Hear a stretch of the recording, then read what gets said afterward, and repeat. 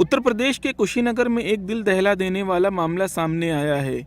यहां रामकोला थाने के उरदहा गांव में सोते समय झोपड़ी में आग लगने से 5 बच्चों और उनकी मां की मौत हो गई। सूचना मिलने पर फायर ब्रिगेड की टीम मौके पर पहुंची और आग बुझाकर शवों को बाहर निकाला। सूचना के बाद डीएम और एसपी रात को ही मौके पर पहुंचे और घटनास्थल का निरीक्षण किया। आज रात में लगभग 12 बजे नगर पंचायत रामकोला में जो वार्ड संख्या 2 है वहाँ नौमी पुत्र सरजू उनके घर में अज्ञात कारणों से आग लगी थी। उसमें उनकी पत्नी और 5 बच्चों की दुखद मृत्यु हो गई। उसमें आग लगने के कारण अज्ञात है। उसमें पुलिस और प्रशासन की टीम जांच कर रही है। एक ही घर में आग लगा था। मौके पर शांति व्यवस्था बिल्कुल नॉर्मल है। प्रशासन पुलिस की पूरी टीम यहाँ उपलब्ध है और आवश्यक कार्रवाई किया जाएगा। बताया जा रहा है कि रामकोला के उरदहा गांव में नौमी और उसका परिवार रात को खाना खाकर सोने गया था। गर्मी की वजह से नौमी घर के बाहर सोया था, जबकि उनकी पत्नी संगीता और 5 बच्चे घर में सोए थे। इसी दौरान घर में आग लग गई, जिसमें मां और बच्चे अंदर ही फंस गए। आग की चपेट में आने से उन सबकी जान चली गई। वहीं नौमी ने आग बुझाने की कोशिश की, लेकिन कुछ नहीं कर पाया। हादसे के बाद मौके पर पहुंचे डीएम रमेश रंजन ने घटना की जांच का आदेश दिया है। वहीं मुख्यमंत्री योगी आदित्यनाथ ने हादसे पर दुख जताते हुए मृतकों के परिजनों को 4-4 लाख रुपए मुआवजा देने का ऐलान किया है।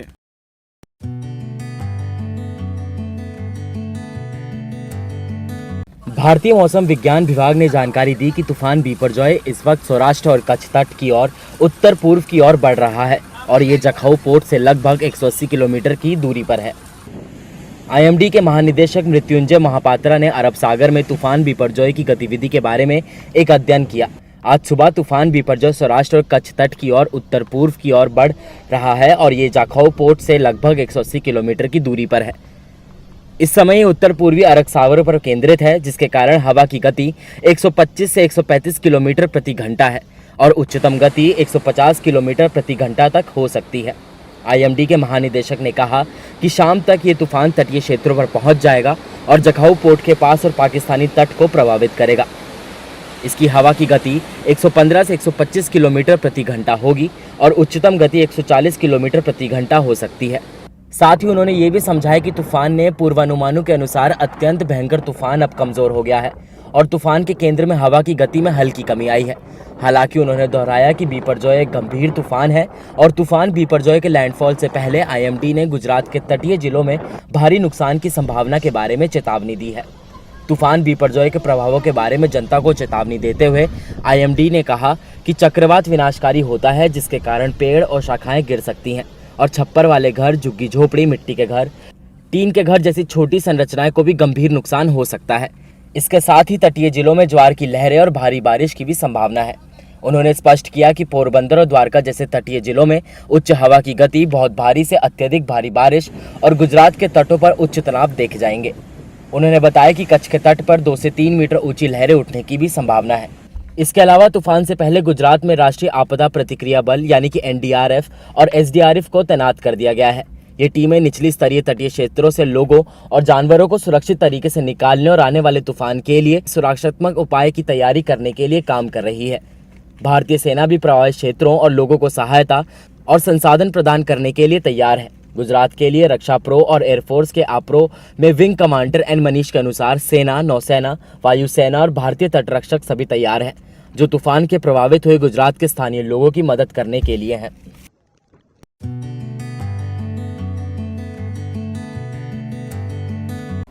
नमस्कार, मैं हूं संजीव शर्मा। तो आज आपको बता दें कि मार्केट्स डाउन है 310 पॉइंट्स और उसका कारण ये आ रहा है कि यूएस फेड का कल मीटिंग हुआ था। यूएस का जो सेंट्रल बैंक है और आपको पता है कि इंटरेस्ट रेट्स को लेके मार्केट बहुत सेंसिटिव रहता है, स्पेशली जो फेडरल रिजर्व का मूवमेंट होता है। तो कल जो उन्होंने कमेंट्री दी है, कल उन्होंने रेट्स तो नहीं बढ़ाए हैं, लेकिन जो उन्होंने कमेंट्री दी है तो उसको ज़्यादा हॉकिश माना जा रहा है। हॉकिश का मतलब ये होता है कि वो अभी इंटरेस्ट रेट्स को लेके और बढ़ते हुए इंटरेस्ट रेट्स को लेके अभी कंफर्टेबल नहीं है। उनको इन्फ्लेशन की ज़्यादा चिंता है और मार्केट में ऐसा डर वापस आया है कि वो शायद और इंटरेस्ट रेट्स को बढ़ाएंगे। इंटरेस्ट रेट्स का बढ़ना ग्लोबल मार्केट्स के लिए नेगेटिव होता है, तो इसलिए ये आज आप रिएक्शन देख रहे हैं। 310 पॉइंट्स मार्केट डाउन है। और ग्लोबल क्यूज भी जो हैं वो पॉजिटिव नहीं है। तो जो यूएस फेडरल रिजर्व का डिसीजन होता है उसका इम्पैक्ट पूरी दुनिया भर के मार्केट्स पे आता है, क्योंकि सारा जो टोन सेटिंग होता है वो यूएस से होता है। यूएस सबसे बड़ा स्टॉक मार्केट है, तो इसके चलते इंडिया पे भी असर आ रहा है। तो ये आप देखिए आज क्या हुआ है। आज ये हुआ है कि आज जो ज़्यादा डाउन है सेक्टर वो हैं आईटी स्टॉक्स और बैंक्स में भी प्राइवेट सेक्टर बैंक ज़्यादा डाउन है। तो सेंसेक्स में अगर आप देखें तो Wipro almost 2% down, IndusInd bank भी 2% के आसपास डाउन है, स्टेट बैंक डाउन है, कोटक बैंक डाउन है, HDFC बैंक डाउन है, ICICI बैंक डाउन है, इन्फोसिस डाउन है, TCS डाउन है।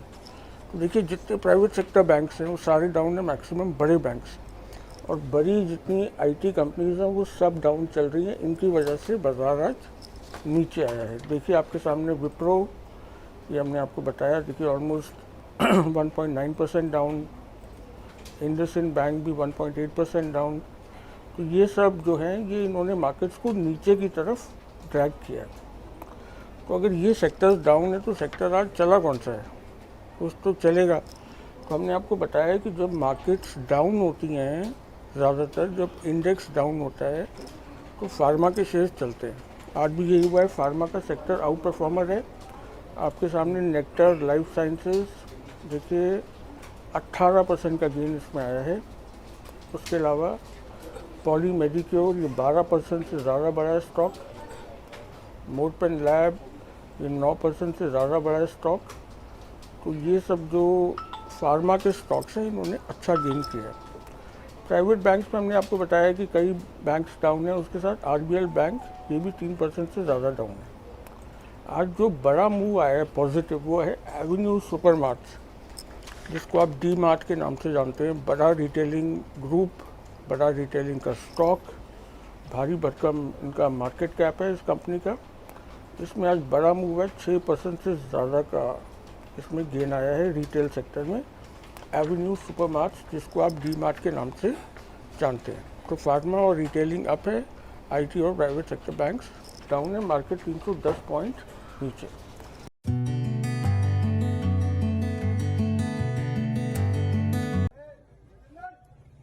उत्तराखंड के उत्तरकाशी जिले में पुरेला लव जिहाद के खिलाफ लोगों का गुस्सा शांत होने का नाम नहीं ले रहा और 15 जून को महापंचायत पर रोक के बाद भी हिंदू संगठन लव जिहाद के खिलाफ प्रदर्शन कर रहे हैं।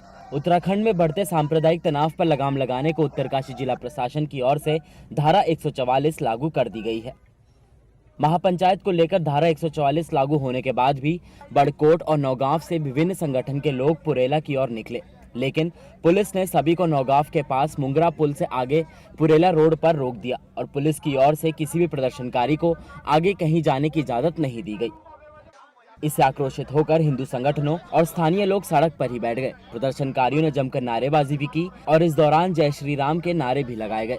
वहीं सड़क पर ही लोग लाउडस्पीकर के माध्यम से भाषणबाजी भी कर रहे हैं और किसी भी तरह की सांप्रदायिक हिंसा पर रोक लगाने को पुलिस और प्रशासन भी अपना काम कर रहा है। दूसरी ओर बजरंग दल के संगठन मंत्री विकास वर्मा पुरेला खेल मैदान पहुंचे और उन्होंने कहा कि पहाड़ में गलत काम करने वाले लोगों को बर्दाश्त नहीं किया जाएगा।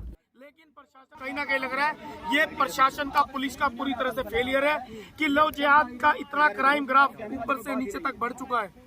परिस्थितियां बड़ी गंभीर हैं, लेकिन प्रशासन इस चीज को दरकिनार करते हुए क्षेत्र के बहुसंख्यक समाज को दबाने का, कुचलने का प्रयास कर रहा है। अरे कहाँ जाएंगे गरीब मासूम गांववासी जब उनकी बेटियों को सुनियोजित ढंग से निशाना बनाया जाएगा। पुराने रहने वाले यहाँ पे बासिंदे, उन लोगों के द्वारा यहाँ पर मासूम बच्चों को टारगेट कर कर उनको लव जिहाद, ह्यूमन ट्रैफिकिंग, मतलब मानव तस्करी जैसे कई आरोपों में वो लोग लिप्त हो सकते हैं। वहीं पुरोला में प्रशासन द्वारा लगाई गई धारा 144 के बाद वीएचपी ने एक प्रेस कॉन्फ्रेंस के दौरान इस महापंचायत का उद्देश्य बताया। उधर विपक्षी पार्टियों ने एक बार फिर राज्य की सरकार को घेरना शुरू कर दिया है। उत्तराखंड के हित के लिए सशक्त भू कानून हिमाचल प्रदेश की तर्ज पर हो। नंबर 2 था लव जिहाद एंड लैंड जिहाद को रोकने हेतु कठोर कानून का प्रावधान।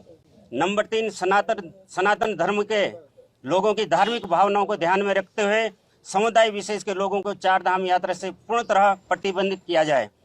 नंबर 4 उत्तराखंड में कोई भी व्यक्ति अपना धर्म और पहचान छुपाकर कारोबार न करे।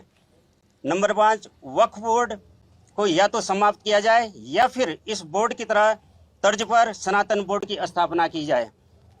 नंबर 6, उत्तराखंड के पहाड़ी जिलों में किराए पर रहने वाले बाहरी व विशेष समुदाय के लोगों को रखने वाले भवन स्वामी या दुकान स्वामी अपने किराएदार का शपथ पत्र देकर संपूर्ण जिम्मेदारी लेकर पुलिस सत्यापन कराएं। ऐसा न करने पर प्रशासन द्वारा भवन स्वामी पर कड़ी कार्रवाई की जाए। नंबर 7, अनैतिक कार्यों में संलिप्त लोगों को पनाह देने वाले व्यक्तियों पर पुलिस प्रशासन कड़ी नजर रखे तथा ऐसे व्यक्तियों पर कड़ी कार्रवाई की। उत्तराखंड की प्रचंड बहुमत की सरकार की प्रचंड अहंकारी और नाकारा मक्कार निठल्ले मुख्यमंत्री पुष्कर सिंह धामी जी, आपने रिकॉर्ड बना लिया। उत्तराखंड राज्य में इससे पहले माहौल खराब करने वाला कोई मुख्यमंत्री पैदा नहीं हुआ।